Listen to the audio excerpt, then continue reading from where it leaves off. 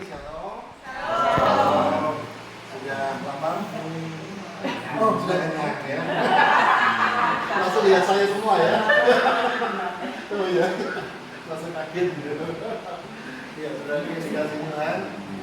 Ya, saya bersyukur karena pernyataan Tuhan, saya boleh ada di tengah-tengah ya Bapak Ibu ya. Di tengah-tengah ya tengah gitu ya. Jadi di hadapan Bapak Ibu lah semuanya ya gitu ya.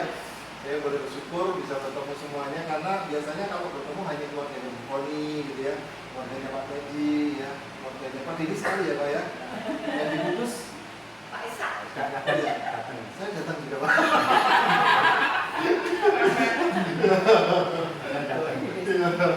Tapi prinsipnya kita semua adalah keluarga Tuhan, amin. Biasa menguasai jasmani kita sebenarnya. Dibuat bagaimana sakit, dibuat bagaimana menderita, dibuat bagaimana susah, dibuat bagaimana supaya kita itu nggak tahan, ya, dalam setiap apa yang kita boleh alami.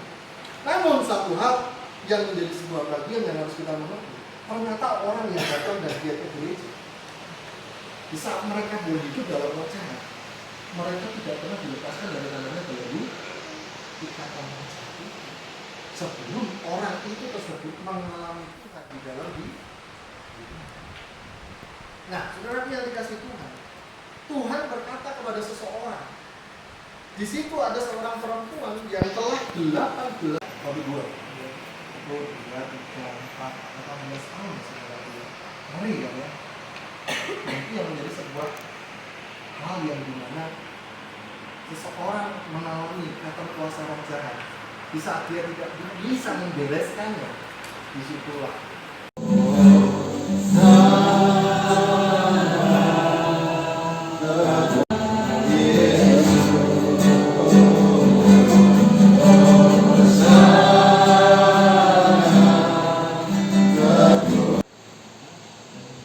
sih pelayanan multimedia sih.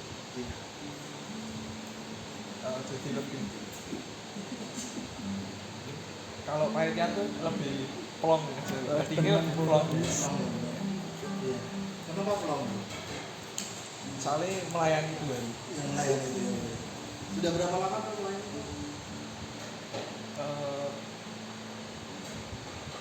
Kalau janjiannya berapa lama? Iya. Udah kamu lagi 1 tahun gitu. 1 tahun 2 tahun ya?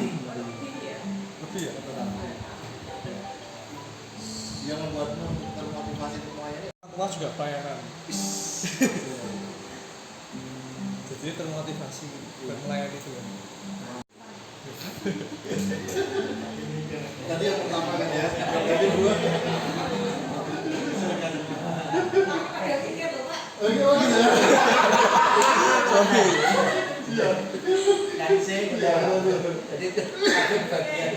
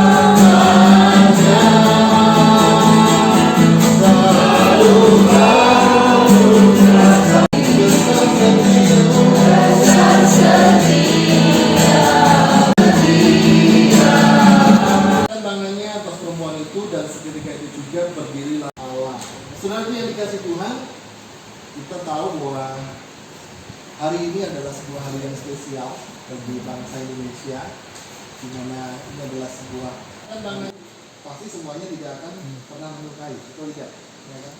Gendong tas ransel aja nggak mau ya kalau misalnya kita mau bepergian. Terus kamu yang bawa aja lah, kamu yang bawa aja lah gitu ya. Di sini nggak ada ya saudara ya. Di sini semuanya kalau ada tas ransel besar-besar langsung bawa. wah, diambil satu-satu gitu ya. Terus diberikan yang paling gemuk badannya ya. Ya, tetapi yang dikasih Tuhan pasti semuanya tidak merindukan sebuah kehidupan yang terbelenggu di dalam kehidupan mereka. Dan tentunya dalam sebuah kata belenggu ini pasti ada sesuatu yang negatif, yaitu memberatkan, menyakitkan, dan membuat kita merasa tidak nyaman di dalam kehidupan kita.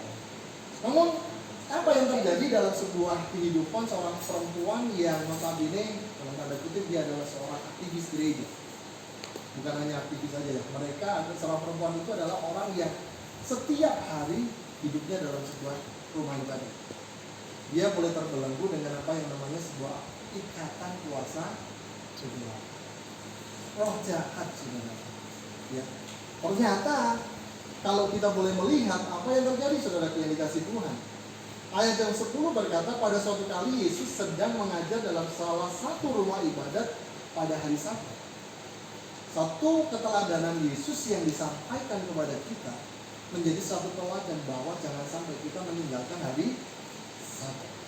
Hari yang sudah dikhususkan oleh Tuhan untuk kita boleh beribadah bersama-sama.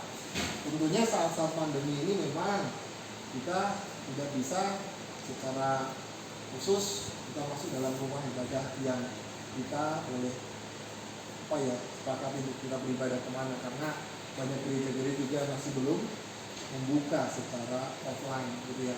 Namun kita punya yang namanya gereja di dalam diri kita pribadi, bahwa kita harus mengkhususkan diri kita untuk melihat bagaimana Tuhan itu senantiasa berkarya di dalam setiap kehidupan kita. Dan notabene saudara yang dikasih Tuhan, di ayat yang 11 dia katakan, di situ ada seorang perempuan yang telah 18 tahun dirasuk roh sehingga ia sakit sampai pungkuk punggungnya. Saat itu Yesus memandang seorang perempuan itu, dan di saat dia memandang betapa beratnya sebuah kesakitan, kepenatan, bahkan sebuah derita yang ada di dalam kehidupan perempuan tersebut. Dan tentunya Yesus saya merindukan ada kata yang bisa saudara bisa buat gerakan yang sama. Ya, satu kata bikin gerakan yang sama. Waduh, saya kalau ya sudah ada yang ini Pak, menerjemahkan pikiran saya gitu.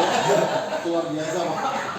Oke, satu kata ya, satu kata, dan nanti saudara akan melakukan gerakan yang sama. Buatlah gerakan yang sama tanpa terlambat ya.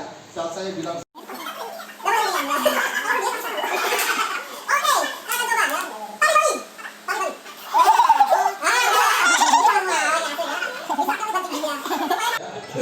menderita ya. Oke, yang kedua adalah ya, gitu ya.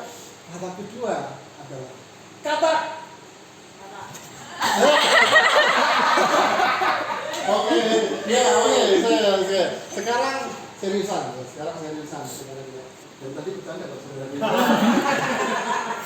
Iya, oke, sekarang ya, saudara pernah yang namanya lihat film ya saudara ya. Coba buktikan bahwa saudara itu sehati dengan suster ngesot. 1, 2, 3.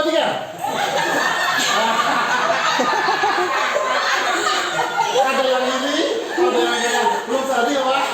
Belum sehati, makin berdiri. Ya, saya yakin dan percaya semuanya pernah yang namanya mengalami kaget, ya kan? Kaget. Nah, saya ingin tahu keseharian saudara di saat saudara mengalami kaget. Misalnya, saat saudara mengekspresikan dengan satu gerakan, oh my god, 1, 2, 3.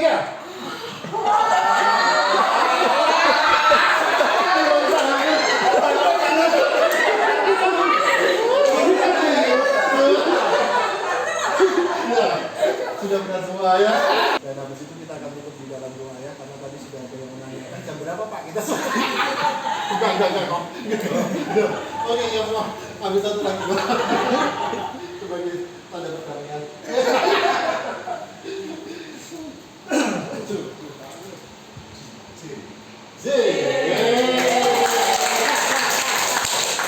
Terima kasih. Seri tentang kemurahan Tuhan. Oh iya. Ada tahu. Saya pernah sebayangnya sesuatu.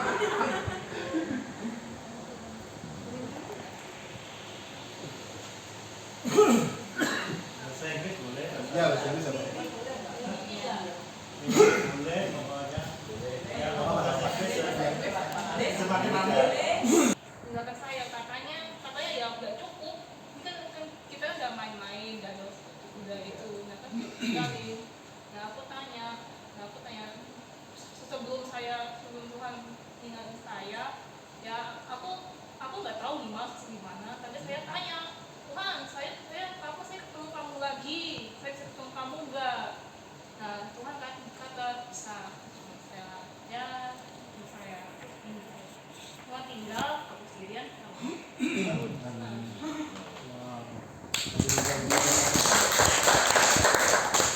Ini ya, sama dengan yang Tuhan. Dan kita bahwa Tuhan itu adalah Tuhan yang mau dipanggil, ya kan? Saat Dia dibutuhkan, Dia akan ada. Di saat kita merindukan Dia hadir, Dia pasti ada. Di saat kita merindukan pertolongannya, Dia akan menolong kita. Ya kan? Terima kasih Bapak Ibu Saudara dan semuanya. Ya mungkin ada acara lagi.